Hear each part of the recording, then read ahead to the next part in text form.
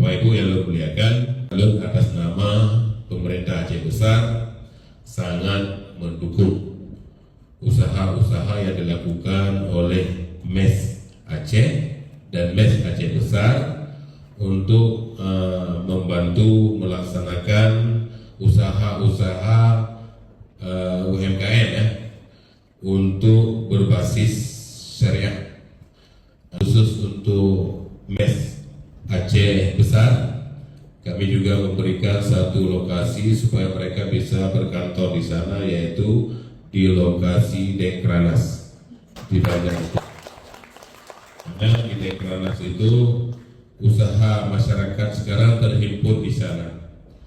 Jadi macam usaha ada di sana. Sampai Pak Tenun Aceh, Tenun Lama, sampai Pak mungkin Batik Aceh juga ada, dan lain-lain. Jadi